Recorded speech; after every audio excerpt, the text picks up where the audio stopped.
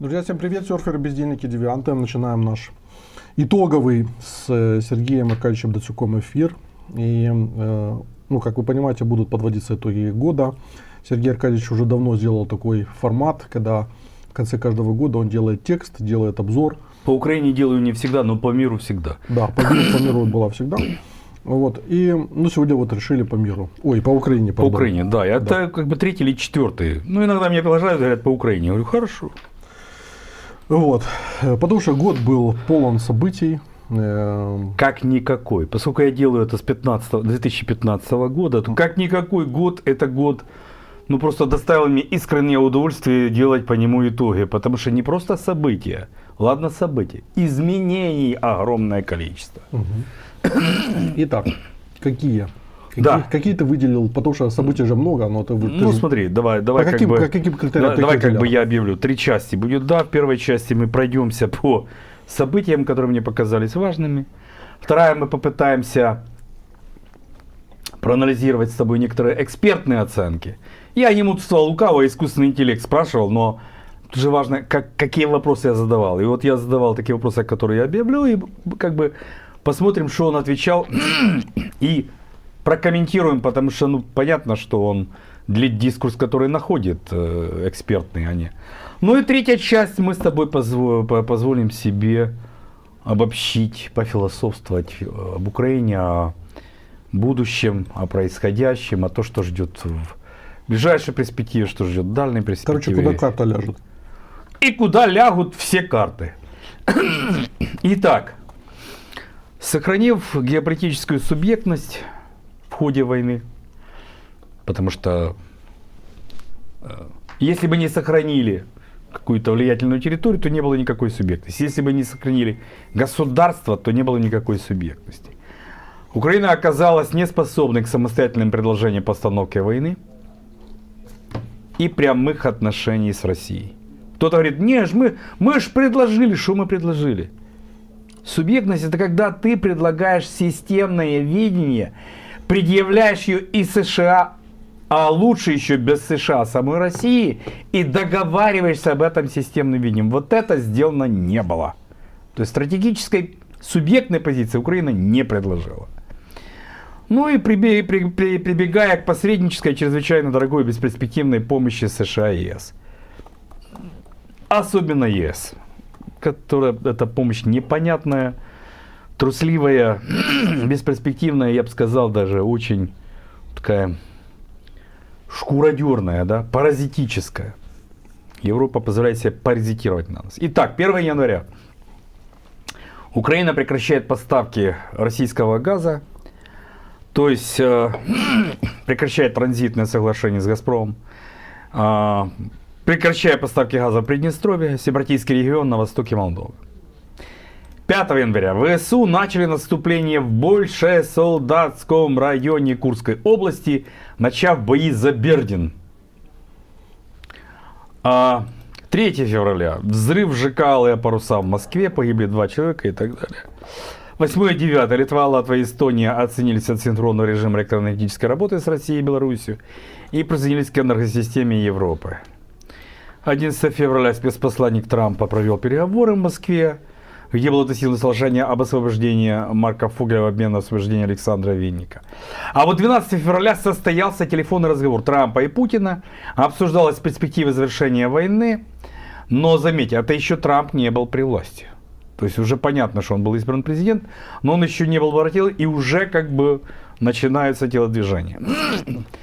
14 февраля новый безопасный конфайнмент ЧС был поврежден. 17 февраля в Париже по инициативе президента Франции Эммануэля Макрона состоялся экстренный саммит для обсуждения политики обороны вторжения России в Украину и возможных мирных договоренностей об ее окончании. Так, 18 февраля Путин объявляет, что Россия и США официально договорились о восстановлении дипломатических отношений. 20 января вступление в должность Трампа, и это меняет повестку и дает возможности. 12 февраля это уже после инаугурации. Прошу прощения. Так, 28 февраля. Первый публичный скандал. Мы очень детально его с тобой, пришлось это на наше нахождение в суде. Мы очень детально его разбирали, анализировали. Кто захочет, может пересмотреть этот день. Первый публичный скандал на вершине политики. В Белом доме состоялась встреча президента США Дональда Трампа и президента Украины Владимира Зеленского. Трамп и вице-премьер Джей Ди Венс резко критикуют Зеленского, поднимая вопросы о поддержке Украины, предлагая прекращение войны и будущем страны в целом. Президент США говорит президенту Украины: у вас нет хороших карт на руках, чтобы играть. В ответ президент Украины делает срач президентом США, через неделю после которого под давлением Европы извиняется и благодарит президента США. Ну, где-то так вот заканчивается февраль. 2 марта лондонский саммит, создание Coalition of the Willing, никто не знает, что это за Willing. То ли коалиция решительных, то ли коалиция волевых, то ли коалиция желающих. В общем, так до сих пор про эту коалицию ничего не понятно. 3 марта администрация Трампа приостанавливает военную помощь Украине после этого скандала. 5 марта США перестали обмениваться с Украиной разведданными. В общем, создали нам напряг, давление, заставили мириться, заставили принимать игру Трампа. Ну и 12 марта понятно, что мы не смогли использовать свои преимущества в Курской области, потому что ВС РФ отбили город Сужда в Курской области. И 15 марта несколько самолетов ВКС РФ вошли в опознавательную зону ПВО Южной Кореи. Тоже очень интересно, потому что Россия начинает по всему миру вот такие вот провокации своими самолетами и своими БПЛА, о чем мы позже будем говорить. 4 апреля ракетный удар по жилому микрорайону в Кривом Роге. Потом по городу Сумы 13-го, потом Путин объявляет 19 апреля введение пасхального перемирия. 25 апреля переговоры России и США о достижении мира в Украине в Москве прошли. 4-е переговоры президента РФ Владимира Путина и спецпредставника президента США Дональда Трампа Стива Уиткофа. 26 апреля Россия объявила о полном освобождении Курской области от вооруженных сил Украины. То есть, в общем-то, неплохая была спецоперация. И если бы мы смогли ее использовать, начав прямые переговоры с Россией, результат, может быть, был другим. Но мы, к сожалению, пошли через посредничество Трампа, и сейчас мы, так сказать, мало что из сильной позиции можем предъявить. 16 мая в Стамбуле прошли переговоры между делегациями России и Украины об урегулировании ситуации между двумя странами. 18 мая Россия начала самую масштабную атаку на Украину с начала войны с использованием 273 беспилотников. Потом это будет расти. Ты регулярно это отслеживал, предупреждал и так далее. Так. Сейчас уже и 1000 не удивишь. Ну да, и плюс как бы ракеты и так далее. Дальше. 17-й пакет антироссийских санкций. 21 мая убит украинский политик Андрей Портнов в пригороде Мадрида. 23 мая Россия и Украина начали проведение масштабного обмена военнопленными по формуле 1000 на 1000. Так, серия крупнейших крушений поездов под Брянском и Курском 31 мая, 1 июня. 1 июня операция «Паутина», которую мы провели блестяще на высоком уровне, которую будут изучать военные многих институтов обучения. Служба безопасности Украины запустила более 100 беспилотных летательных аппаратов на военных аэродромах по всей России, атакуя 40 дальних стратегических бомбардировщиков на военных аэродромах Дягилева, Оленья, Иваново и Белая. 2 июня в Стамбуле второй раунд прямых российско-украинских переговоров. Ну, мало что, как бы, мы договорились, в общем, договорились договариваться. Так, 17 июня удар по Киеву, сильный, 28 человек погибли, ранены более 130. 24 июня Россия нанесла ракетные удары по Днепру, 18 погибли, ранены 208 человек.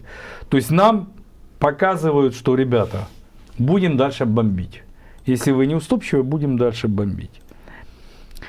17 июля Юлия Середенко сменила Дениса Шмыля на посту премьер-министра Украины. Перетасовка Кабмина как бы ничего не дала и осталась многими не понята, потому что это попытка как бы вытянуть за счет той же колоды карт с небольшими изменениями. 22 2 июля. Первые крупные антиправительственные протесты прошли по всей Украине с начала войны, после того, как президент Владимир Зеленский подписал закон о передаче 2 антикоррупционных агентств НАБУ, САП под контроль Генеральной прокуратуры. Это произошло на фоне того, что началось давление на Украину, что нас начали шантажировать, будем против вас открывать неприятные вещи по коррупции для того, чтобы вы принимали политику Трампа.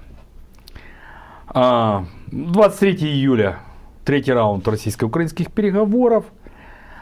Так, опять продолжаются удары. 31 июля российский удар по Киеву, 31 человек погиб, среди них 5 детей, 159 пострадали.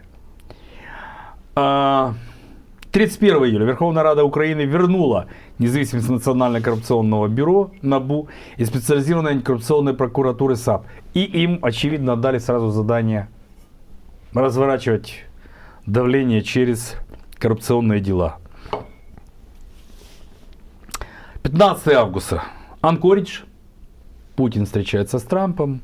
Говорят многие вещи, которые они проговаривали, закрытые, но, в общем-то, понятно, о чем они говорили. 18 августа. Лидеры со всей Европы присоединяются к президенту Украины Владимиру Зеленскому на спешно организованной встрече на высшем уровне с президентом США Трампом в Белом доме. Ну, так сказать, усиливает позицию США, но выглядят они при этом блекло. Позиции у них практически никакой нет. Они пытаются сторговаться с Трампом по поводу Украины. 28 августа опять. Российский удар по Киеву, разрушена секция 5-этажного жилого дома в Дарницком районе, погибли 24 человека, включая 4 детей, ранены 54. 30 августа Андрей Парубий, бывший спикер украинского парламента, застрелен во Львове. Так, и начинается серия, так скажем, вторжений российских беспилотников. 10 сентября. Более дюжины российских беспилотников вторглись в воздушное пространство Польши. 19 сентября 3 российских истребителя МиГ-31 нарушили воздушное пространство Эстонии. 20 сентября, ну это не так важно, а вот с 22 по 27 сентября аэропорты Дании и Норвегии, 2 октября Германии подвергаются активности подозрительных беспилотников. Потом было установлено, что это российские, что запускаются с кораблей, которые как бы из сервофлота. Ну, в общем, так, дальше. 30 октября Международное агентство по атомной энергии МАГАТЭ сообщило, что массированный комбинированный удар России привел к повреждению подстанций, критически важных для ядерной безопасности, есть разрушение энергетики. Ну и 8 ноября самая массированная атака РФ с начала войны по ТЭС, Центрэнерго. Вот после этого у нас начинается отключалово по всей Украине. Компания остановила генерацию электроэнергии, начинается продолжительный блэкаут по графикам. Света в Киеве не бывает от 4 до 18 часов. В Харькове бывает больше. Города с блэкаутом: Харьков, Одесса, Днепр, Запорожье, Сумы, Херсон, Николаев, Львов. Ну и другие не такие большие населенные пункты. Это как бы известно всем украинцам, но не становится мировыми новостями. До сих пор об этом в мире говорят мало. 10 ноября НАБУ и САП провели операцию МИДАС по масштабному разоблачению коррупции в энергетике Украины. И 10-12 ноября коррупция в Украине, операция МИДАС министра юстиции Украины Герман Галущикин и министр энергетики Светлана Гринчук ушли в отставку после расследования Национальным антикоррупционным бюро предполагаемой схемы взяточничества с участием оператора украинской атомной электростанции «Энергоатом». Потом снова 14 ноября 6 человек погибли, более 30 ранены в результате дроновой атаки на Киев. 20 ноября президенту Украины был представлен мирный план Трампа, фактически являющийся российским планом окончания войны. 28 ноября руководитель офиса президента Украины Андрей Ермак ушел в отставку. Так, обстрелы Киева продолжаются. 2 декабря 4 неизвестных военных беспилотника преследовали самолет Зеленского во время его визита в Ирландию. Расследование пока ничего нам не объяснило. Ну и 19 декабря лидеры ЕС одобрили кредит Украины в размере 90 миллиардов евро на следующие 2 года. Недавно сообщили, что президент выступил и обнародовал эти 20 пунктов. Куча сообщений по этому поводу. Но Мидас попытались затмить Булгаковым, и внимание, которое было на антикоррупционную деятельность, переключилось на снос памятника Булгакову. И на сегодняшний день уже, собственно, операция Мидас не в тренде, не среди обсуждения. По коррупционным делам непонятно, как выдвигаются обвинения, непонятно, как идет расследование, неясно. В общем, вот где-то так мы заканчиваем год. Упустил ты несколько важных. Давай. Ну, первое, вот под занавес этого года сын экс-президента США Джо Байдена Хантер Байден резко высказался об Украине, назвал ее гадючим логовом, по его словам, из-за высокого уровня коррупции. Об этом он сказал в интервью подкастеру Шону Райану. Хантер заявил, что он был очень наивным по ситуации в Украине, когда в 2014 году согласился войти в совет директоров газовой компании Burisma Holdings. И это решение стало ошибкой прежде всего из-за политического контекста. Я был очень и очень наивным по отношению к тому, каким змеиным логовом является Украина. Уровень коррупции там нечто, это абсолютно поражающе до сих пор. Это была абсолютная ошибка. Не потому, что я сделал что-то, за что мне стыдно, или что вызвало у меня конфликт интересов, а из-за политической ситуации, в которую это поставило нас всех. Значит, в интервью он также раскритиковал окружение. Я подробно зачитываю, потому что это очень важный, это очень важный месседж. Он раскритиковал окружение бывшего президента США Барака Обамы, назвав некоторых его представителей по-настоящему отвратительными лицемерами. По словам Байдена-младшего, именно из-за них он был вынужден отказаться от лоббистской деятельности после того, как его отец стал вице-президентом США. И поэтому я фактически начал с нуля. Мне пришлось восстанавливаться, у меня не было никаких сбережений. У меня было 3 девочки, все они тогда учились в частной школе, знаете, у меня не было денег. Отдельно он раскритиковал, ну, тут тоже не важно, решение своего отца про вывод 2 американских войск из Афганистана. И, кроме того, он заявил про политику Джо Байдена по поводу нелегальной миграции, заявив, что США не нужны мигранты, незаконно пересекающие границы, истощающие ресурсы страны. В то же время он не обошел критикой нынешней американские власти, он обвинил администрацию Дональда Трампа в обогащении президента. Они напрямую наживаются на президентстве. Я был очень удивлен, если бы Трамп покинул Белый дом, а медные трубы все еще были бы в стенах. Трамп, сын Байдена, очень непросто заговорил сейчас, потому что Трамп очень серьезно давил на Зеленского по поводу того, чтобы сдать буризму. И дело буризмы, как бы, оно висело все эти годы вот таким большим вопросом, потому что все понимали, что ну, там большие деньги. И для Трампа это был принципиальный вопрос. Так вот, то, что он начал говорить, я думаю, напрямую связано с тем, что наша сторона начала что-то давать. И это что-то будет иметь далеко идущие последствия для американской, как бы, политики. Ты же понимаешь, что они отреагируют, и это что-то, что дадут на нас, будет иметь далеко идущие последствия для украинской политики. Да, только в каком аспекте? Просто, что республиканцы, что демократы в очередной раз убедятся, что с нами иметь дело себе же дороже, как бы слишком токсично.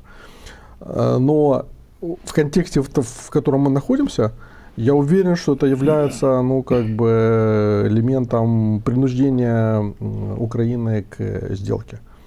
То есть я не согласен с тем, что Мидас, как бы, там потерялся за этим, за... Не, его вывели из пространства публичного обсуждения, но, конечно, не потерялся. Просто не было новых сюжетов. Смотри, новых сюжетов не было. Если появляется новый сюжет, то все это, как бы, быстро затмевается, все начинают говорить. Поэтому, а новых сюжет нет, потому что началась политическая игра. И политическая игра, в которой НАБУ не дает новые сюжеты, потому что понимает, во-первых, что они ну, как бы, бьют тоже, как бы, в том числе по тем актерам, которые связаны в пуле с ней, как бы, там, да. Во-вторых, ну, как бы, это же в связке, как бы, там, и с Вашингтоном, наверняка. Хотя мне часто там говорят, что НАБУ тут уже в достаточной степени автономно стало там и, короче говоря, действует, так сказать, исходя из инстинкта самосохранения, поскольку Ермак практически их чуть не добил, и, собственно, они пошли на обострение. Но слишком уж эти удары, как бы, совпадают с такими пиковыми моментами во внешнем контексте, поэтому я в такие случайности не верю. Вот, то есть какая-то лучше вот давай так, попытаемся обобщить. Я буду ставить тебе вопрос, и мы будем суждать. Скажи, Юр, война России с Украиной проиграна или нет? Со стороны Украины? Да. Тактически, да, на этом этапе, да. А когда люди говорят, что это неправда, как бы очень, как бы значительная часть Украины осталась, и мы до сих пор сопротивляемся, поэтому о проигрыше говорить нельзя. Что вот в этой позиции? То есть в моем представлении проигрыш — это когда ты понимаешь, что твой проект потерпел поражение, но ты еще не разрушен, не убит, у тебя есть шанс, и предъявляешь изменения. Тогда да, тогда ты можешь говорить, что да, мы потерпели поражение в первом акте, но мы вот сейчас, у нас вот такое видение, и вот вроде как даже звучат слова про выборы, но никто не говорит ни про изменения, ни про то, что именно заставило нас эту войну проиграть. То есть в чем как бы ответственность. Об ответственности элиты не сказано ни слова. Мы же так, какой такой негласный договор был? Да, мы знаем, что вы воруете, но мы все уверены, что вы же все патриоты, ну то есть вы олигархи патриоты, вы коррупционеры патриоты, а вы национал-патриоты вообще покладете все, и жены ваши будут здесь, они уедут в Европу, и дети ваши будут здесь, и никто бежать не будет. И вы вместо того, чтобы памятники Булгакова сносить, вы будете ходить, вот в Киеве же масса мест, где ну просто реально прячутся люди, реально прячутся. У них там есть ну как бы уходы, и на них работает масса людей, которые их предупреждают. Как бы вот это работа для национал-патриота. Пойти и убедить, не ТЦК натравить, а убедить, ребята, вы нужны фронту, да, вот работа. Инновации, да, в военном деле, вот работа для национал-патриотов. Инфраструктура восстановления, вот работа. Но они же сосредоточились совсем в другом. То есть энергия была переключена. Элита, значительной частью которая богатая, предпочла уехать. То есть проект независимости в войне показал свою несостоятельность. Мы думали, что элита патриоты, а оказалось, что большая ее часть не патриоты. То есть, в моем представлении, вот это проигрыш. Не потеря территорий. Может, мы их еще не потеряли, там и через 5-10 лет что-то с Россией произойдет, и мы их вернем. Не в этом проблема. Вот в это, что проиграно внутри элиты. Ну да, внутри старой и старо-новой элиты, которая после 19 года. Да, вот в этом проигрыш.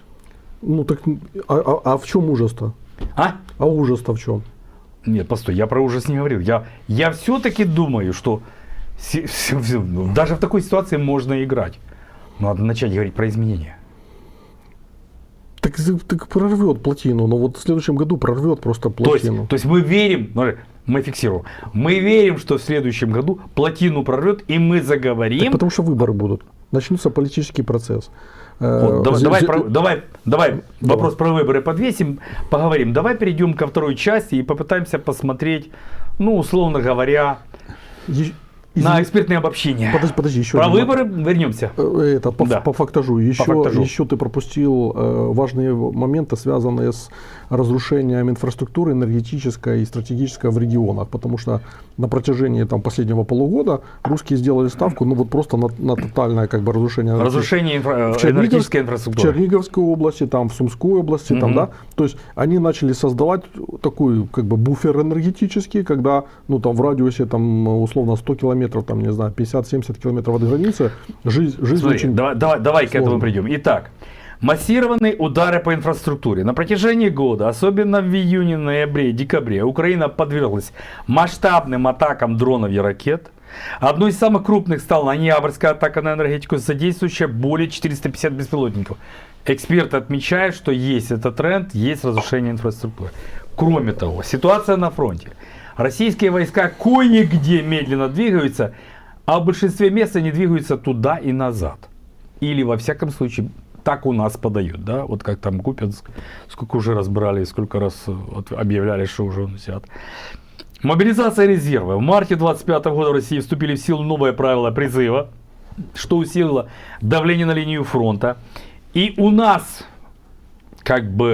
обнажилась новая ситуация. Мы продолжаем мобилизацию, но у нас огромное количество СЗЧ, да? Самовільне залишення частини. И что с этим делать, пока непонятно, потому что если ситуация будет продолжаться, а пока, даже Буданов заявляет, что просто огромные ошибки мы допустили.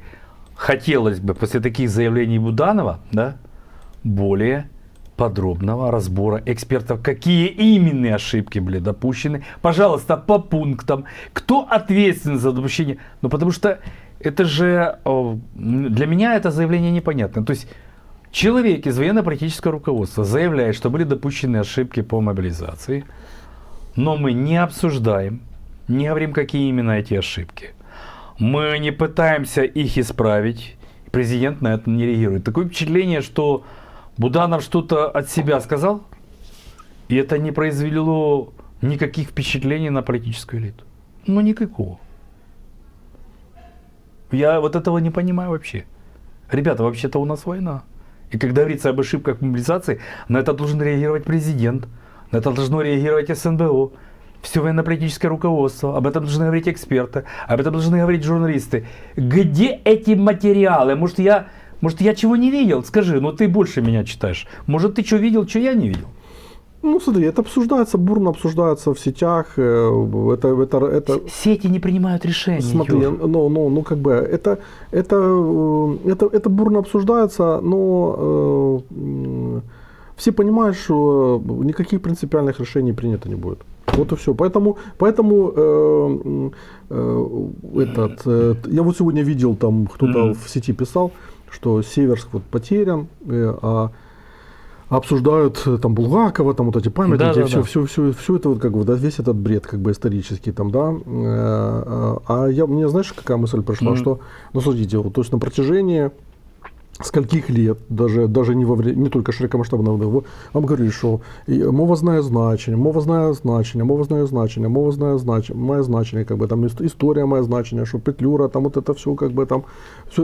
И в результате получилось так, что ну, как бы в публичном дискурсе это действительно стало более значимыми вопросами, чем там потеря Северска, как бы там, или прорыв под этим Гуляйполем, там, да. Вот, то есть, и это же по поводу приоритетов. То есть, когда все время приоритеты размываются, уводятся в сторону, там, и вот этой ширмой как бы идеологической давай замещаются, фиксанем эту вещь. Кто определяет приоритеты? И насколько они действенны? Ну, например, даже вдруг определили приоритеты, это означает, что дискурс телемарафона поменяется? Смотри, если ты А какой у нас еще есть? Смотри, есть телемарафон и есть независимое такое вот наше пространство ютубное. Где поменяется дискурс, если поменяются приоритеты?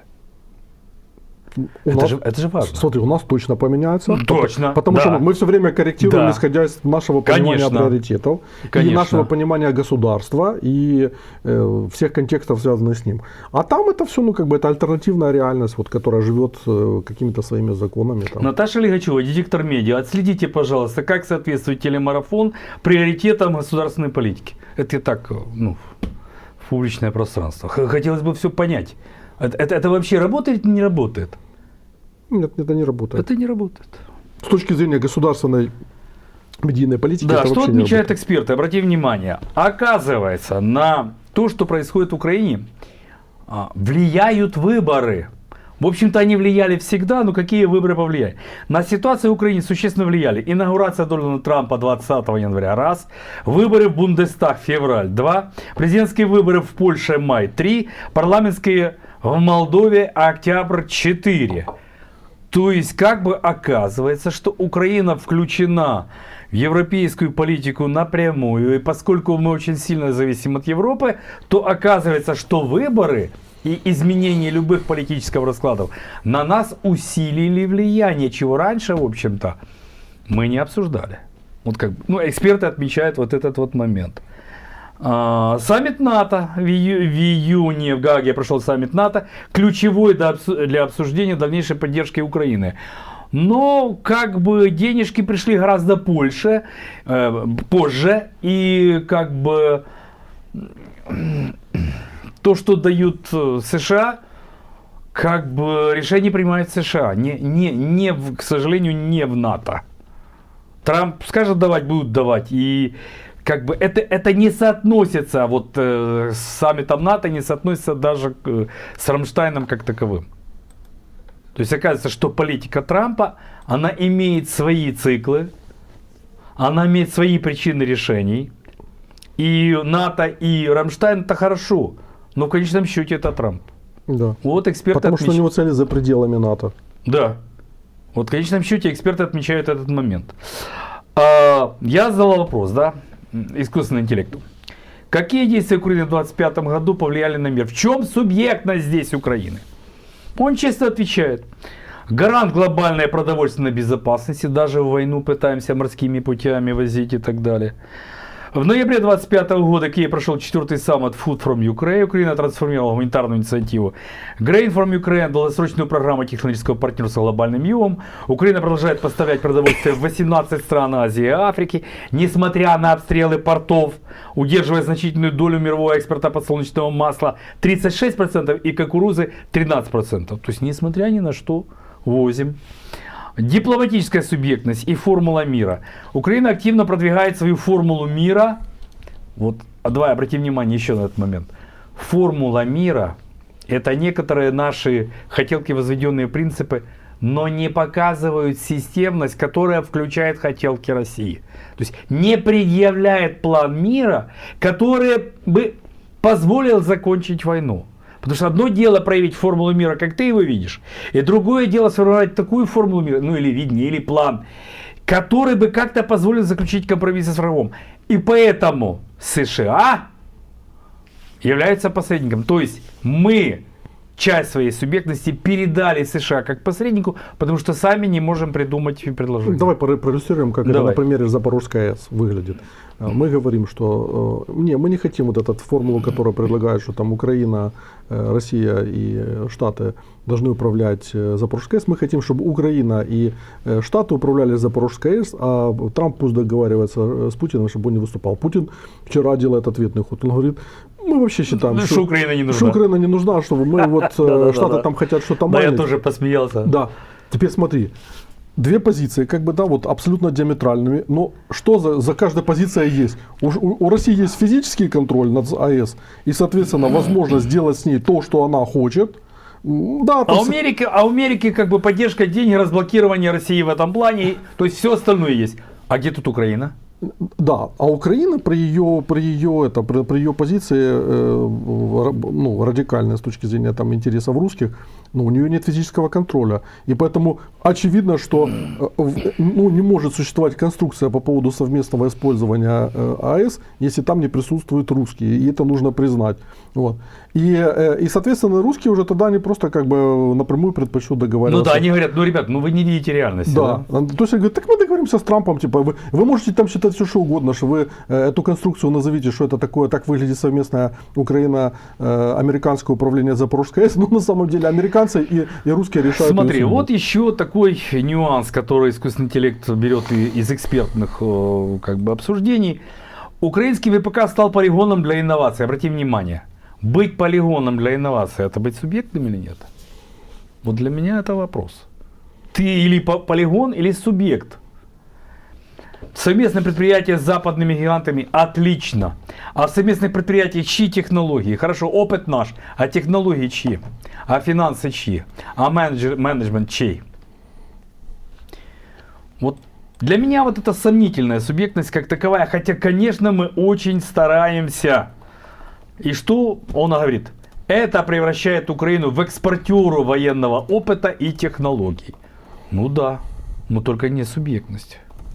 Быть экспортером военного опыта и технологий наработанных — это не быть, собственно, субъектом развития этих технологий, внедрения их и так далее. То есть спорная субъектность в этом моменте. Давай возьмем, например, что войну во Вьетнаме или войну в Корее. То есть война во Вьетнаме или в Афганистане, она делала эти страны полигонами для технологий Советского Союза. Но не субъектами. Но не технологическими субъектами. То есть на уровне тактики они могли быть субъектами, то есть вьетконговцы там что-то придумывали, но на уровне технологий нет, они использовали то, что Хорошо, что ты вспомнил Афганистан, потому что мы в начале войны вот с Олей говорили, чем война закончится? Оля предложила, что Афганистан с Талибаном. И тут мы начинаем анализировать всерьез этот тезис, и оказывается, а Украина нифига не Афганистан. Чтобы было понятно, население в Афганистане сейчас 40 миллионов. То есть чуть больше, чем в нынешней Украине. Но отличие в том, что у Афганистана нет проблемы с демографией. Там с рождением людей все хорошо. Как это ни странно. И поэтому Украина нифига не Афганистан. Именно по этой причине. Да, здесь может быть Талибан, да, здесь может быть разруха, как в Афганистане, но у нас будет еще и демографическая руина. Поэтому как бы возникает ситуация, что мы можем оказаться в ситуации более худшей, чем Афганистан. Слушай, 40 миллионов, действительно, я этот момент упустил, я думал там миллионов 20, как вот было. Я тоже, но я как бы проанализировал и понял, что нам до Афганистана пока еще далеко. Ну, в плане демографии. Ну, ладно, не будет, сравнение с Афганистаном бессмысленно, потому что там куча своих факторов, там горы. Да, там, это я так, конечно, провоцирую, но... Итак, европейская интеграция. В июне 2025 года была обновлена зона свободной торговли с ЕС, что ускорило интеграцию Украины в единый рынок Европы и создало новые правила игры для аграрного сектора ЕС. Но в эту тему обсуждали с Виталием Куликом. Эфир с вами я посмотрел от начала до конца. Виталия вообще люблю смотреть. Один из немногих как бы украинских экспертов, смотреть которых мне нравится. Но ответ мы не получили, потому что если нам надо скрывать свою позицию в Европе, а мы это сейчас делаем, как говорит Виталик, чтобы как бы у нас, не дай бог, там как бы не заметили, что мы будем похуже той же Венгрии. А я бы пошел в банки, я бы предложил, собственно, иное видение ЕС как таковое. И, возможно, бы даже очень жестко его предъявлял и навязывал. Потому что, фрагментация ЕС, если не говорить о фрагментации самой Украины, о чем мы с тобой позже немножко поговорим, это, в общем-то, реальная нехорошая, неприятная перспектива. Ну, вообще эта беседа, посмотрите ее, те, кто не смотрели, она действительно была классная, потому что, например, она меня заставила ряд, скажем так, мыслей развить, и я там на уровне концептов, как бы, новой мировой системы это разверну. Завтра у нас будет эфир с Корсунским в 13 часов. Я всем советую посмотреть, потому что мы с ним, я думаю, проведем вот как раз вот именно на уровне как бы сценариев, какие модели будут актуальны. И это такой будет хороший эфир. Он тоже как бы вот по Кулику говорит. Ну, борьба за кибернетические институты. Искусственный интеллект приводит вот этот момент, что этот Майдан с бумажками, да, Майдан с этими картонками. С картонками, да. Ну, такая себе, конечно, демократия. Но единство наций, согласно опросам, к июню 2025 года уровень веры в единство наций вырос до 61% с 53% в конце 2024 года. Сомневаюсь я в том, что единство наций выросло. Да, социология вообще стала такой продажной девкой, что это просто больно читать. Особенно маститых социологов, которые, в общем-то, десятилетиями выступали в качестве, какой-никакой, но объективной какой-то аналитической мысли, там, да, которая отталкивалась вот от реальных социологических исследований. Но сейчас это все просто трэш. Потом искусственный интеллект говорит, обобщая экспертные оценки, рождение нового ОПК, или ВПК. Вот тут я не уверен. Как ты считаешь, в Украине родился военно-промышленный комплекс или нет? Смотри, в Украине, во-первых, военно-промышленный комплекс существовал. Поэтому он просто находился в ситуации... Нет, они говорят рождение нового ВПК. Смотри, он существовал, он просто апгрейдился за счет того, что старые игроки, которые были, начали как бы заходить на новые темы, плюс появились новые игроки, которые пришли из бизнеса там, и начали как бы развивать новые отрасли, например, те же самые дроны. Как бы, там, да? Я не вижу, чтобы кто-то обсуждал всерьез некие новые принципы ВПК, чтобы кто-то обсуждал развитие. Мы же в состоянии войны вроде как должно быть. Смотри, Firepoint это пример. Потому что очень спорный пример. Я понимаю, что пример, но очень спорный пример. А в чем спорный? Штиллерман реально развернул шпееровское производство этих вещей. Вот. Те люди, которые полгода кричали, что нет ракет, сейчас говорят, да, ракеты есть, они летают. Юр, я тебе честно скажу, я не эксперт, но то, что я читал разных сторон, защита, критика, у нас нет некоторого совместного понимания, что это действительно хорошо и является ведущим в ВПК. Подожди, это является ведущим ВПК. Они производят, во-первых, дроны в гигантском количестве. На уровне почти сравнимом, допустим, с россиянами. Да? То есть залпы, когда Украина выпускает по 700 дронов, это реальность, там 700-500 дронов. Украина бьет такими... Хорошо, тут ты больше меня знаешь. Да, точно, потом да. ракеты это реальность, баллистические ракеты это реальность, к которой как бы мы стремительно идем. Вот. Запуски в космос это цели, которые он ставит перед собой, и я уверен, что он к этому придет. Вот, отмечает искусственный интеллект, о чем я хочу высказаться. Новое правило выхода на пенсию. С 1 января 2025 года ужесточилось требование к страховому стажу. До выхода на пенсию в 60 лет теперь необходимо иметь минимум 32 года. Рассказываю, как человек реально сейчас этим занимаешься. Значит, раньше ты приходил, и тебе чиновник рассказывал, что у него много дел, у него много таких, как ты, что там придите через неделю, через 2, через 3, через месяц. А теперь... наступила просто благодать для чиновника.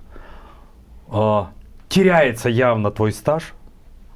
Чиновнику на это плевать. Он говорит, это не я, это алгоритм не видит. Я не виноват, это алгоритм. Концы того, кто за это отвечает, чтобы алгоритм не видит 8 лет твоего стажа, найти практически невозможно. Ну, ты как бы рассказываешь, смотри, у меня по трудовой 32 года стажа. Нет. Это мы видим, а это вот алгоритм не видит. А как сделать, чтобы видел? А мы не знаем. А как говорить с этим человеком? Нет такого человека.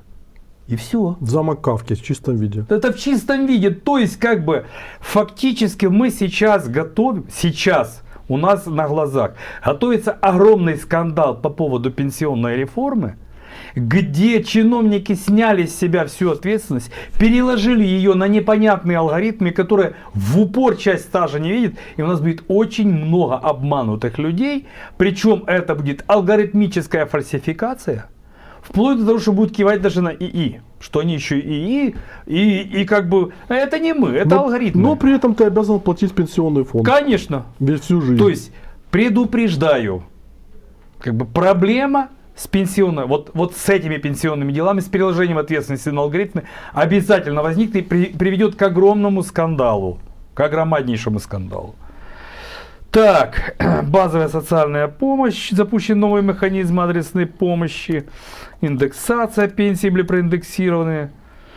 Так, военное положение регулярно продлевается, евроинтеграция, принят новый таможенный кодекс, налоговая прозрачность, усилен контроль за теневым бизнесом. Ой, я как читаю это как бы изложение экспертам, усилен контроль за теневым бизнесом. И это вот то, что все делает как бы наш Нацбанк. Как бы до сих пор в государстве у нас волонтерская деятельность и донатится все. И это все происходит теневым образом. Обращаю внимание, у нас значительная часть финансирования войны ведется теневым образом. Как мы хотим это контролировать? Мы хотим выиграть войну или хотим это контролировать? Ты же внутри процесса тут. Ты же все это прекрасно видишь. Это проблема огромная. Она не ставится, не решается, не видится. Да.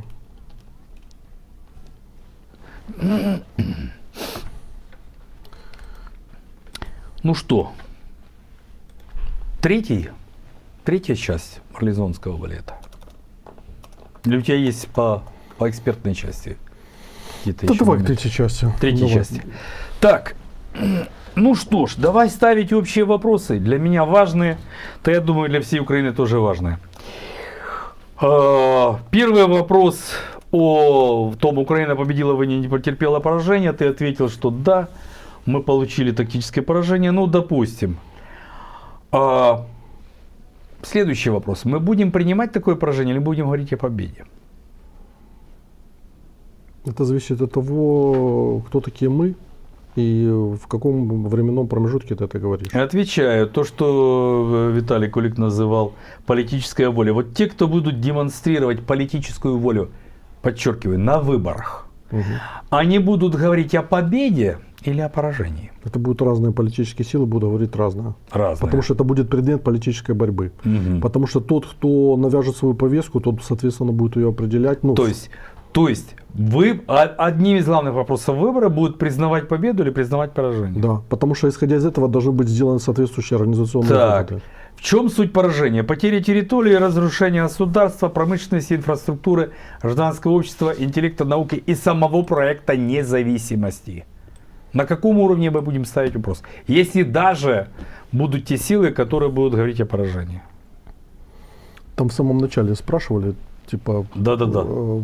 Попов, сейчас вот хочу найти точную формулировку. Значит, ну, суть в том, что, Да. что такое победа, что такое поражение. Да. То есть, что позволяет России говорить, что она победила, потому Да. что, например, Путин, ну, очевидно, не достиг тех целей, которые ставил, начиная так называемое СВО. Да? Поэтому говорить о том, что в этом случае говорить о том, что получил победу, в этой логике не представляется возможным. Вот. Мы в такой логике можем говорить, что мы получили победу, потому что мы не, соответственно, как бы сохранили какую-то субъектность, сохранили значительную территорию, сохранили какие-то ресурсы там, и так далее.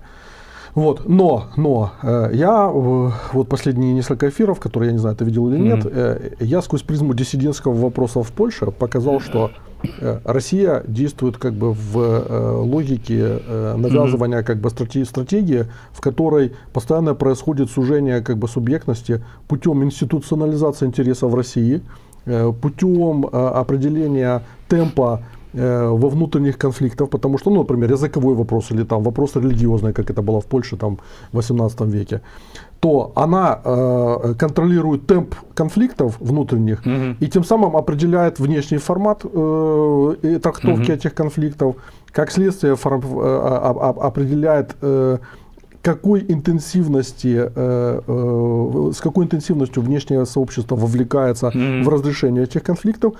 И выступает в финале, выступает в качестве гаранта наведения порядка. Отлично. Вот давай попытаемся обобщить вот этот момент, который сказал, контролировать наличие и разрешение конфликтов. Итак, моя позиция, которую я заявляю, можете как бы с ней не соглашаться. Мы продолжаем удерживать архаичную, ресентиментальную, русофобную нацию под видом Украины.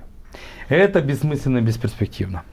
У этого нет поддержки молодежи, она убегает из страны. У этого нет поддержки профессионалов, они убегают. У этого нет поддержки бизнеса, он релоцируется, даже если не убегает. Но у этого есть поддержка олигархов, коррупционеров, национал-патриотов. Что происходит, если ты не обобщаешь конфликты и не управляешь им? Давай так. Когда ты обобщаешь конфликты и управляешь им, ты признаешь кризис.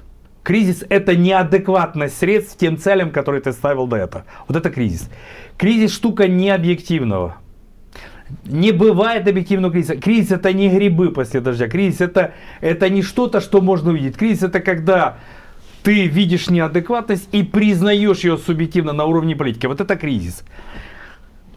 Если ты управляешь конфликтами, у тебя есть кризис. То есть ты признаешь кризис. А если ты не признаешь кризис, да, не управляешь конфликтами, что тогда происходит? Что? Вот с моей точки зрения, у вас этот термин звучал у Виталия Калюка, слова, не термины, слова, происходит окукливание. То есть представь себе, что есть вот гусеница, она ползает, жрет, наступает время, она окукливается. У нее никакой видимой революции нет. Она просто перезревает и превращается во что-то другое. Вот на сегодняшний день, с моей точки зрения, в Украине происходит окукливание. Вот мы выставляем вот панцирь, вот это вот внешний, да, отбрасываем Булгакова, отбрасываем все. Да, даже если есть коррупция, мы давайте не это. Происходит окукливание.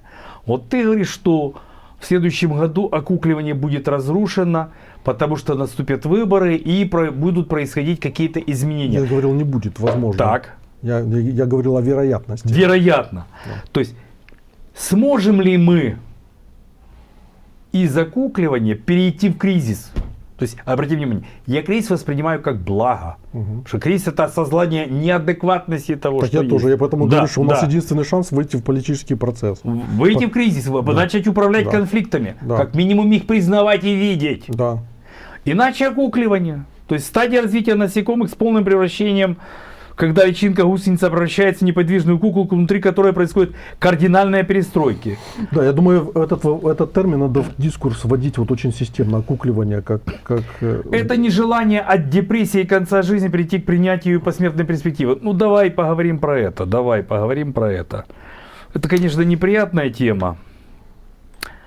Но, наверное, надо ее проговаривать. Вот как-то мы говорим о признании как бы поражений, да? И существует модель Элизабет Кюблер-Росс, да? Это модель подготовки к смерти. И человек проходит такие этапы состояния: отрицание, гнев, торг, депрессия, принятие. Предположим, что мы прошли депрессию и оказались в стадии принятия. Вот сейчас происходит у нас, кто-то уже перешел в стадию принятия, кто-то еще в депрессии. Теперь вопрос, что в принятии принимается? Ну ты же принятие. Принятие чего? неизбежность. Ну да, а неизбежность чего? Ну, неизбежность смерти или неизбежность какого-то процесса, который приходит к невідворотнім змінам. Смотри, когда ты говоришь неизбежность принятия смерти, это тебе внутри жизни непонятно, потому что ты не знаешь, что с этим делать. Принятие конца и все, а что дальше? Ты не можешь принять конец, потому что тогда ты должен сложить лапки и ничего не делать. Что такое принятие? Дело в том, что вот эта модель научная не может быть полноценно понята, если ты не выходишь за пределы жизни.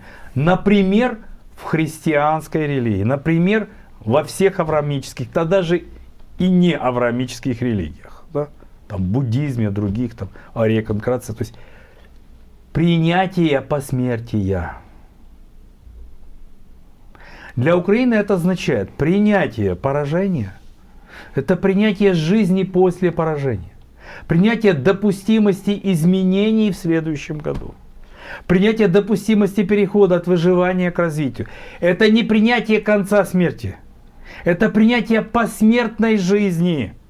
Это принятие изменений, преобразования. И, если повезет в этой жизни, то даже преображения. Вот принятие, от чего речь идет. Поэтому окукливание. И потом что? Смерть? Нет, бабочка. Какая бабочка? Какой бабочкой должна стать эта Украина, чтобы говорить, посмертная жизнь, да, бабочки и в небеса, да, она возможна. И вот этот вот момент в науке опущен. Принятие — это не принятие смерти, это принятие посмертной жизни. И в этом контексте вопрос, а что, в чем главная беда? Беда — это же не война, потому что, как понимать войну? Почему разрушена промышленность? Так Путин, Россия. А инженерия? Путин, Россия. А инфраструктура почему разрушена? Так Путин, Россия во всем виноваты. А образование? А наука? А медицина? А бизнес? А почему все? Так Путин, Россия. Нас нет в этом. Мы не просматриваемся нигде, во всем путь. Это все сделал Путин. При этом нас не было. Ребята, а как же страна, а как нация, а как субъектность? Если вас во всем этом не было и все это разрушалось, где вы в это время были? То есть, что вы в это время делали? Мы сопротивлялись, но это не субъектное действие. Сопротивление не субъектное действие. Наступление — да. Мы выживали. Выживание не субъектное действие. Развитие — да. То есть вот этот вот момент непонимания, что субъектность наступает в развитии, в преобразовании, в изменении. Да? Вот этот вот момент. Так вот, самая главная беда, что мы не способны к самостоятельному изменению и развитию. Только извне и под давлением. А потом осознание этих изменений как чужих и уничтожение их. Кто создал инфраструктуру? Так понятно, СССР. а науку СССР, а образование СССР, а всю инфраструктуру, метро, электроэнергетика, это все СССР. То есть, если Булгаков радянский, то метро тогда тоже радянское. И ГЭС радянское. Да. Это ж клята колонизация. И если это все чужое, а мы же не присвоили это, то это должно быть разрушено. То есть мы должны пережить разрушение, должны превратиться в Афганистан. Да. Более того, смотри, вот эти все певцы Великого Луга, они ж ровно в этой, как бы, вот в этой конве идут. Потому що немає Каховського водосховища і ГЕС. Супер. Тому тут тепер буде лоза, буде это, как они говорят, устойчивая экологическая система. Мы возвращаемся к тем истокам, когда тут было хорошо. Смотри, а теперь важный же вопрос, когда мы говорим принятие смерти и посмертия, что умерло? Говорят, умерла экономика, ну то есть просто экономика, да, умерла политика, умерла культура, та, которая была в значительной степени советская, умерла социальность, умерла гражданская. Ребята, да нет. Проект независимости Украины мертв. Это бывает в жизни страны. Проект независимости, который мы в 1991 году рассматривали как перспективный, оказался нежизнеспособный. Он не пережил проверку временем. Национал-патриотизма, олигархии и коррупции хватило ровно до осени 23 года. После этого все.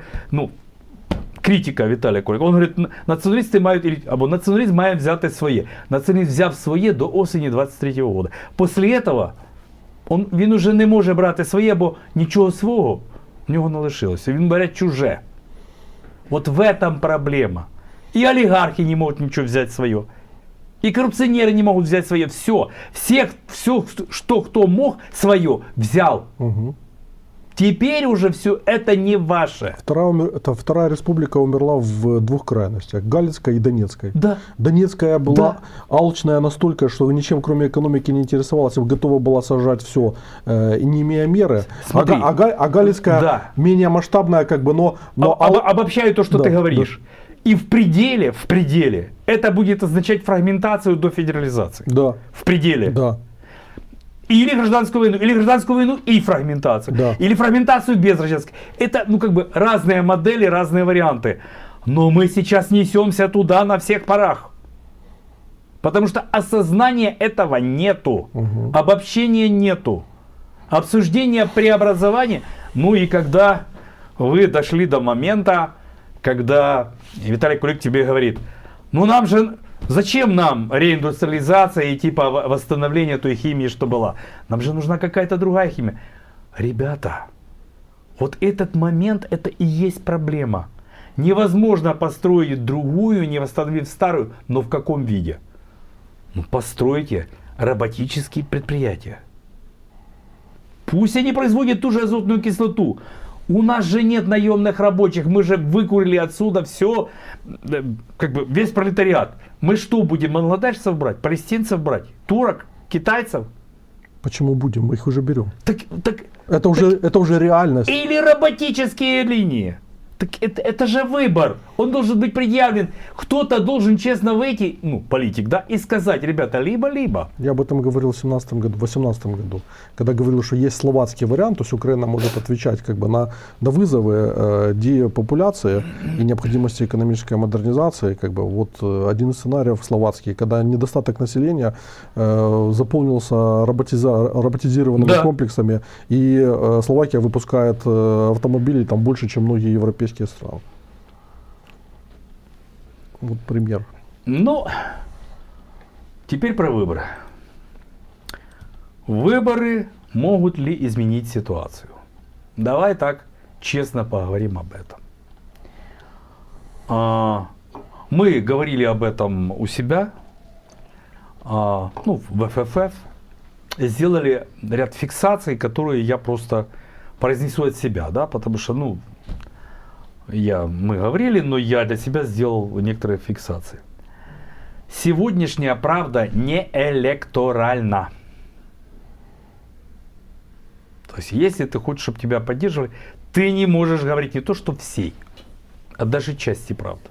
Потому что как только ты выходишь и говоришь, что проект независимости мертв, часть людей, вопит, часть других политических сил вопит, и часть твоей аудитории превращается в твой антирейтинг. ты не можешь этого говорить. Ты должен обходить эти темы, говорить как-то иначе. Ты не можешь заявить правду. Почему? Я не согласен. Ты должен говорить правду в доступном для языке, на доступном языке для понимания. Так я же и говорю, обходите правду. Доступном... Не, почему? Ты говоришь то же самое, но только другими словами. То есть ну, вот, например, то, что ты говоришь, в принципе, по поводу примера Арестовича, можно сказать. Но ошибка Леши заключалась в том, что он говорил... В открытую говорил. Нет. Он говорил это в таких... Я же ему об этом 250 раз говорил, что не употребляй формулировки, которые создают трактовки в силу там, узости мышления, в силу отсутствия образования, еще чего-то, создают трактовки, которые опрокидывают твою позицию. Я говорю ровно то же самое, потому что это создает тебе огромный антирейтинг. Я же тебе об этом и говорю. Да. Так я поэтому говорю, что ошибка не в том, что не можешь говорить правду, а ошибка в подаче, в формулировках, как бы в языке, которым ты это говоришь. Ну, то есть лукавить. Да не лукавить. А как? Ты, играй. Юр, это же и есть проблема. Ну смотри, смотри. Я с тобой согласен. Смотри, мы просто разными словами смотри, говорим одно и то же. Да. мы сейчас правду говорим или нет? Я пытаюсь, а ты пытаешься обходить. Что я обхожу, например? Ну, давай. Ну смотри, я говорю резкими словами, что правда не электоральна. Выбор вне свободы слова – это конкуренция иллюзий и разного вранья. Да я же этого не отрицаю. Ну так значит мы согласны с тобой. Ну я с тобой абсолютно согласен. Я просто с тобой говорю, что когда ты говоришь с людьми, у которых хуже образование, чем у тебя, хуже опыт, отсутствует мудрость, допустим, и так далее, то ты должен исходить из того, что если ты выходишь на электоральный рынок, если ты играешь на выборах в парламентскую эту демократию, то ты должен говорить с ними на том языке, который им понятен. Задаю тебе важный для нас с тобой вопрос. Ну, у меня фиксировано. Перевыборы внутри телемарафона «Смерть страны». Хорошо, поставлю вопрос иначе. А вообще телевидение будет иметь значение на этих будущих выборах? Будет, но гораздо меньше, может быть даже в разы меньше, чем на прошлых. А кто будет иметь значение? Соцсети. Ну или что? Соцсети. YouTube соцсети. YouTube соцсети, потом будет несколько каналов коммуникации. Соцсети, телевидение и личные сетки коммуникации. Можно поправку? У нас телевидение было до войны. Сегодня у нас телемарафон, у нас нет телевидения. Юр, ты забыл про это? Как нет, оно будет включено, оно будет Когда очень бы хотелось посмотреть, как телемарафон уйдет в прошлое и будет включено свободное телевидение. Он рассыпется. Он рассыпется в тот момент, когда начнет... При увеличении ему финансирования он рассыпется. Чего вдруг? Он рассыпется, потому что рассыпется архитектура этой власти. Ты думаешь, что ты уверен, что эта власть победит? Не, постой. Я ж тебя раскручиваю на такие выводы. Для меня важно, что я их могу сделать без тебя. Но мне важно с тобой, запустить дискуссию, чтобы мы в процессе разговора к этому пришли. Вот смотри, олигархи будут игроками на этих выборах? Не знаю. А коррупционеры будут?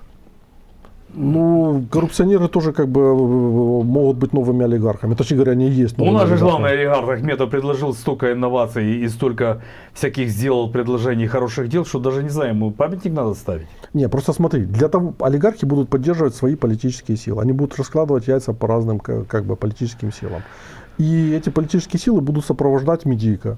И они будут лить туда деньги. То есть все будет как до войны? Нет. Как? Не все будет.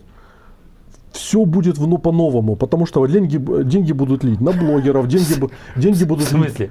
По-новому в новые лица будут вливать или как? В том числе. Ага. Ну, конечно же. Но все так же. Нет, они будут смотреть... В следующем парламенте будет вот эта вот суперфракция, которая все решает? Нет, не будет. Не будет? Нет. Понятно. Ее не будет. Парламент будет фрагментирован. Поэтому будет и влияние олигархов, оно, что, во-первых, тоже более фрагментировано. Во-вторых, медийка более фрагментирована. Все более фрагментировано. Ну смотри, Виталий Кулик говорит, мы можем сделать ставку на прорывные технологии даже в условиях подработки войны. Вопрос у меня возникает к нему, да, кто будет делать ставку? Где этот субъект? Способный делать какие-то ставки, причем, смотри, он же говорит о проблеме политической воли, но проблема не в политической воле, а в отсутствии стратегической воли. Политическая воля у нас есть. Что у Минича не было политической воли? Да я вас умоляю. Они очень внимательно все изучали. И с политической волей у всех коррупционеров всегда все нормально. У них есть политическая воля. И политические амбиции у них есть. Проблема не в политической воле. Проблема в стратегической воле. Ей неоткуда взяться. Политическая воля у многих есть. И у олигархов, и коррупционеров, и национал-патриотов. Стратегической воли проблема. Ее негде взять. Без мышления воля это произвол. Без стратегии, стратегической коммуникации политическая воля не проектна, не действенна. Потому что не произошла новая субъективизация. Вот. Она Кто будет- такой субъект? Что такое политическая воля? Это тот, кто мыслит, кто делает изменения, кто создает инновации и инновации. То есть с одним N и с двумя N. Такие в Украине есть, но у них не может быть поддержки на выборах. Потому что это вопрос изменений традиционно в Украине. На изменения не готовы никогда. Они производятся только под давлением, причем извне. Об этом мы говорили. Граждане не могут добровольно в Украине выбирать изменения. Потому что это лишение. Не все граждане. Во-первых, не все граждане. Во-вторых, ну, ты пессимистичен. Конечно. Я в этом плане более оптимистичен. Ну, Ну. хорошо. Это же хорошо, когда оптимист встречается с оптимистом. Ну, пессимист с оптимистом, да, им есть про что поговорить. И где-то найти точку соприкосновения. И все-таки в моем представлении, да, Украина, возможно, выживет только как республика. Только если вернется к Конституции. В моем представлении это так. Если мы не... Смотри, вот к республике, которая худо-бедно... Заметь, худо-бедно была до войны. А от меня лично даже не к такой.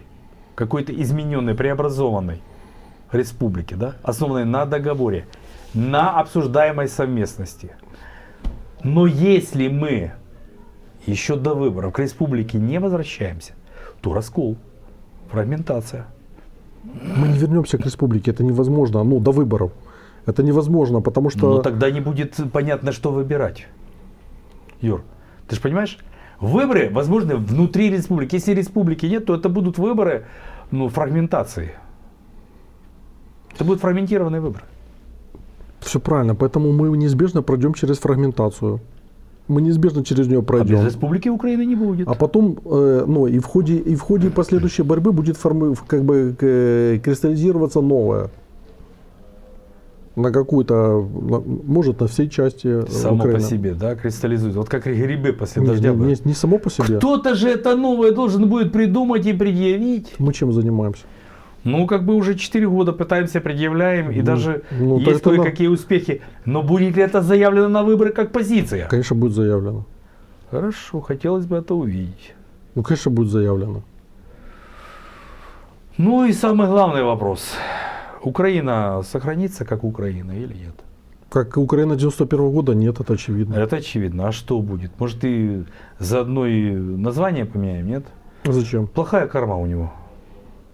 Мне кажется, проблема не в названии. Не в названии. Хорошо. Проблема у Германии плохая карма или хорошая? На каком-то этапе плохая, на каком-то хорошая. Были варвары, стали Германия. Хороший рост.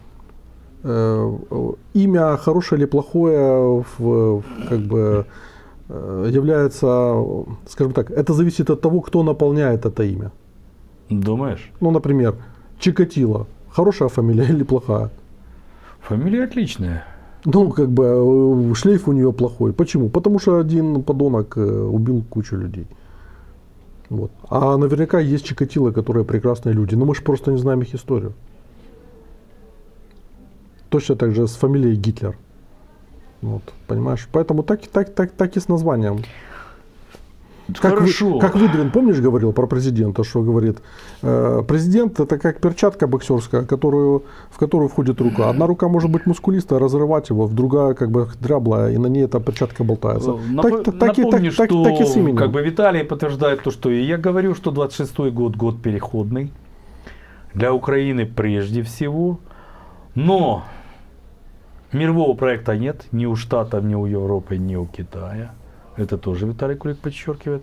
Я более подробно об этом скажу у Людмилы Немыри в мировых итогах в понедельник. И ну, самый такой для меня провокационный вопрос. Что может отвернуть конец вот той Украины, да? А зачем? О которой ты говоришь? Что может отвернуть? Наверняка. Конец Украины 91-го года, Олег? Да. Так а зачем его отворачивать? Это он неизбежен. А все-таки, если поставить вопрос, что может отвернуть? Так зачем? Ну, какая группа населения хочет ее сохранить? Вот давай ответим. Потому что, смотри, Кто? ты же делаешь имя субъектным, а имя никогда не субъектно. Если возникнет субъект, то у субъекта есть странная особенность. Он может пожелать дать свое имя. Ну, окей, может быть, да. А может сохранить старое. Это Да. будет его воля. Да. Ну вот, как бы традиционно, когда я вопрос задаю Тарасу, ну или кто-то задает Тарасу Бабешко, Тарас Бабешко отвечает, ну так это все просто, конец мира. Да? Говорит Тарас Бабешко, конец мира маловероятен, но всегда есть надежда. То есть вот то большое противостояние, в котором США, Китай, оно может дать нам шанс на тот переход, о котором говорил Виталий Кулик. Да? То есть может продолжаться вялотекущая война, но там главные мировые субъекты пока будут разбираться, у нас будет время для преобразования. Сможем ли мы его использовать? Вот в этом большой вопрос. Очень бы хотелось, чтобы ты оказался прав по 26 году. Потому что если на конец мира есть как бы надежда, то у нас есть шанс. Тогда у нас есть шанс. Что, ну, сильно будет не до нас, и у нас есть шанс что-то тут поменять. Тогда да. Поэтому 26-й год это год перехода. Да. Ну, для нас точно. Какие вопросы там? Если есть какие-то хорошие, мы ответим и будем двигаться дальше. А голосовать людям, которые лишились всего и хотят получить от своего государства нечто большее, чем просто миску рису, нельзя, да? Ну, что тут сказать? Непонятно вообще, где это государство. Потому что я же возьму вам и отвечу так. Единственное место, где осталось государство, это ДИА. Это вас устраивает? Так Вот это, зайдете в ДИА, проголосуете, и все у вас будет хорошо. так это что же фикция? Ну, постой. Но это честный ответ. Согласен, Конечно, фикция. согласен с Дацюком. Точка соприкосновения – это узкое горлышко. Если людям тут не будет выгодно жить, то государственный аппарат будет тырить, и люди будут уезжать. Ну, собственно говоря, это и происходит.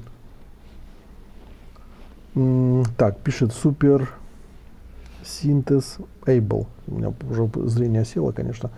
Національна ідея виявилася туфтою, пустишкою. Ніхто у цьому признаватися не збирається, навіть самі собі під одіялом. Яка республіка? Республіка не може бути на національній основі. Ну, считается, что это республика высшая форма нации как таковой. Но как-то мы до этой формы так и не добрались. Зачем голосовать людям, которые сидят за границей, не собираются сюда не возвращаться? Так и не голосуйте. Они не голосуют. Они не будут голосовать. Те, кто самоопределился. Я скажу больше, не все даже будут отслеживать выборы. Конечно. Потому что это будет им неинтересно. Да. Что с людьми с оккупированных территорий? Они будут участвовать в этот раз или их снова прокатят? Смотри, а вот это будет один из вопросов: поражение или победа. Потому что если победа, то люди с оккупированных территорий учтены, с ними все нормально, с ними работают. А если поражение, то все. Какие люди с оккупированных территорий? Все, это не наши территории. Так. Наша победа, хороший Рохов Дмитро, наша победа – это качественный анализ нашего поражения, осознание. Конечно! Кто же на это отважится во время выборов?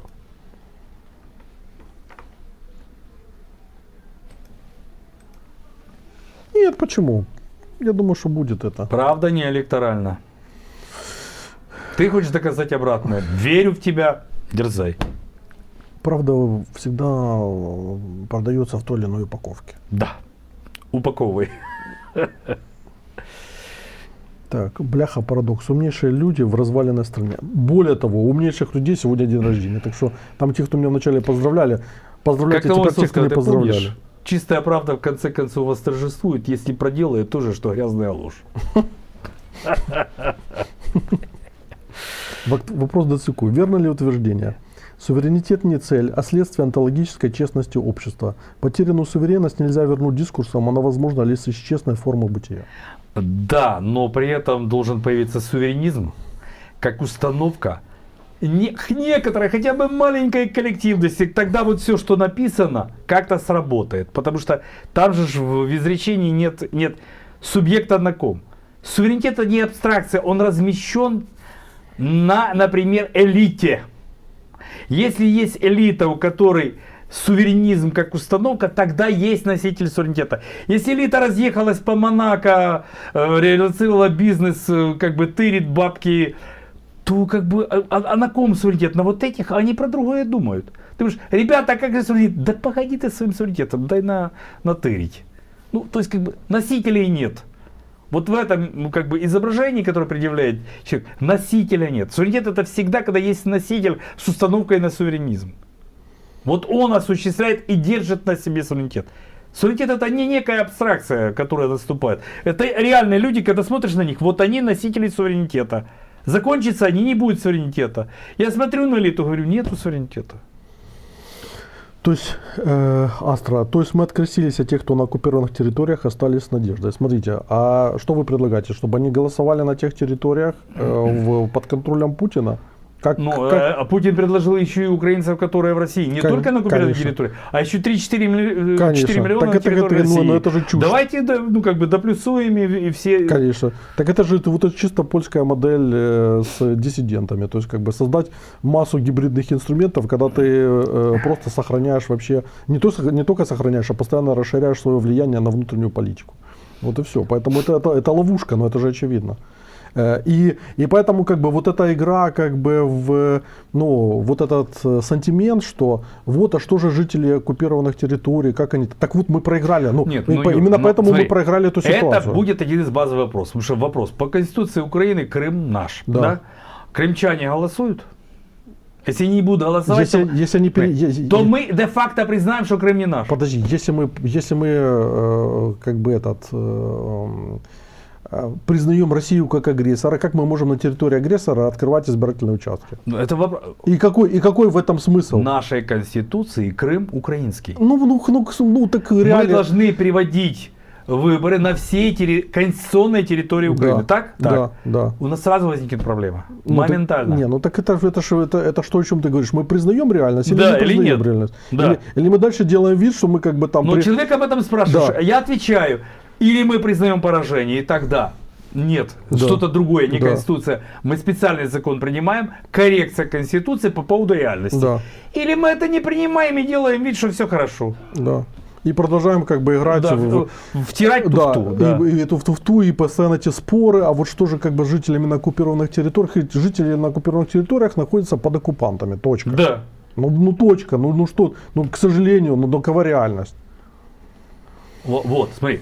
Вот и вот этот вот момент признания реальности, он для выбора будет важный. Конечно. Так я же поэтому говорю, что за это будет битва на выборах. Правда не электорально. Нет. Так. Битва будет, а правда не электорально. Так, сейчас посмотрю, что еще на шортах. Так, секунда, там тоже, Еще выборы в парламент по списках я не піду. Еще неизвестно, какие там будут Списки будут длинные. Да. Можно себя и не найти. 100%. Так. Секунда, сейчас посмотрю еще какие-то. Ох, хороший этот вопрос, конечно, про антологию был. Конечно, хороший. Так, сейчас, секунда.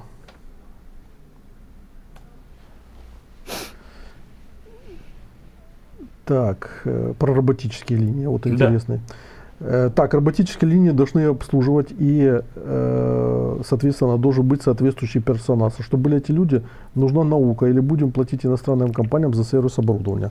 Сначала будем платить за сервис иностранным компаниям, потому что с нуля все придется строить. Или надо признать, что у нас есть роботизированные комплексы военные, Там есть люди, которые уже столкнулись с роботами по войне. И из них будем создавать новый институт. Ну, можно и так.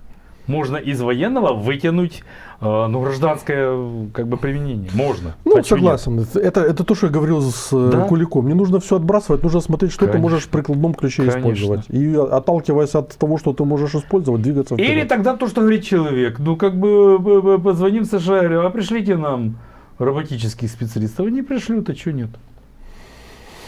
Да.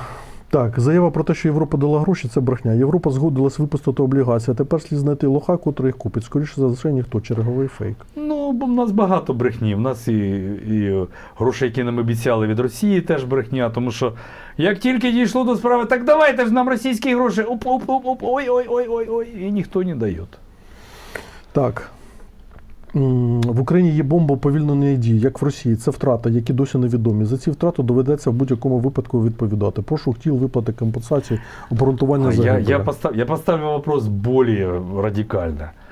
У нас будет расследование, может быть, не этого парламента, но кто виноват в войне из политиков, политических партий, реальных людей, реальных институтов, реальных корпораций? И будет ли их ответственность? Как только мы так поставим вопрос, окажется, что никто не хочет не то что брать на себя ответственность, а никто не захочет признавать ответственность других, потому что дело это темное, неприятное, связанное с потерей репутации, потерей денег. И поэтому, вспомните мои слова, это все будет похоронено. Мы не захотим знать, кто за что отвечает. Так.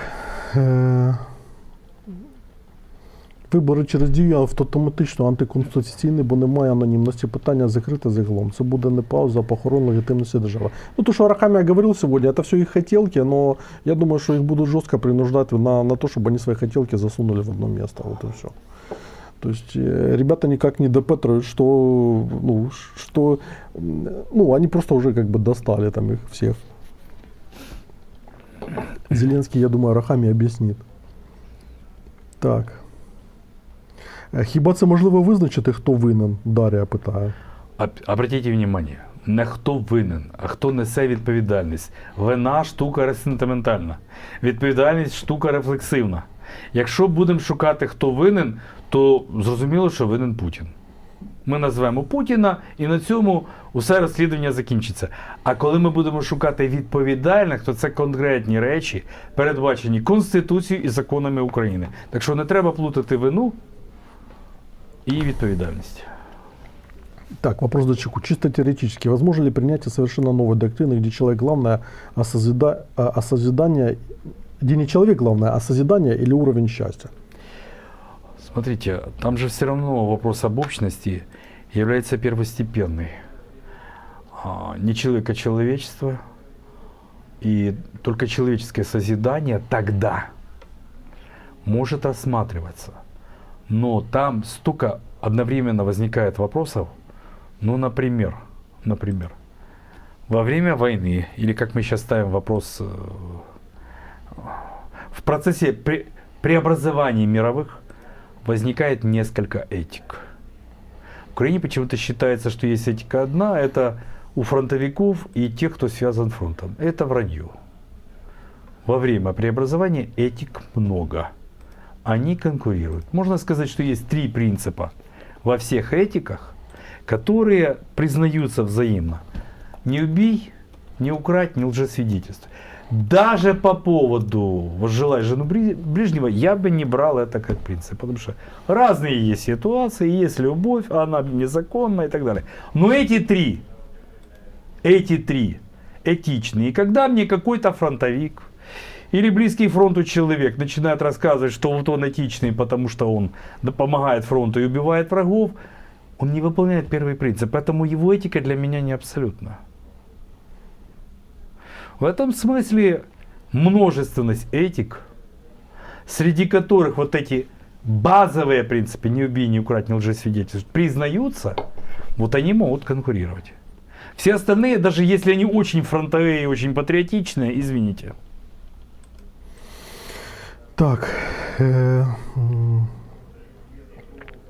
Так, это не буду зачитать, потому что это в другую сторону вводит. реальна політична фігура в Україні – це Малюк. Яким має бути такі папки, який, мабуть, має такі папки матеріалів на всіх причетних, що плівки Міндіча будуть музикою для вух. Кто? Малюк, глава СБУ. Да нет, это таких силовиков... В Украине глав СБУ было много, Да. как И показывает все опыт, имеют они папки. тихо уходят со своими папками на покой и даже не пишут мемуары. Тем, кто топит луг, за Великий Луг, нужно объяснить, что в те времена было крепостное право, и они будут крепостными. Ну, это Как получится. самое очевидное. Ладно, все, будем заканчивать, а то у меня тут уже Да. собрались публика. Год был интересный, Да. год был напряженный. Проблемность его показывает, что по-прежнему счастье возможно. А может оно не будет в следующем году, но Юра уверяет, что в следующем году мы увидим путь к счастью. В это хочется верить. Лучик. Да, Лучики. Да, лучики, к счастью. Лучики, да, Да. это возможно. Слышишь, а поставь эту картинку там с Мао, поставь ее. Вот где-то вот так вот смотрите, вот Солнце и два... оно будет выглядеть Да, вот да, где-то да, вот да. так вот. Поставь вот эту картиночку под занавес, которую вчера делали. Сейчас. Вот, смотри, вот так вот где-то оно Да, будет да, выглядеть. да, да. Ну, Я там видел, мне понравилось. Там да. слева будет другая фигура, конечно, но, Ну, неважно. ну вот где-то приблизительно вот так вот. Приблизительно вот так. Хорошо. Все, друзья, завтра у нас 2 крутых эфира с Корсунским в 13 и будут дебаты, Курчева, Длигача и, возможно, Амелина в 16 часов. Поэтому присоединяйтесь, я думаю, будет очень интересно. Вот. Всем от меня привет. Всем четверым. Да. Арвар. Пока.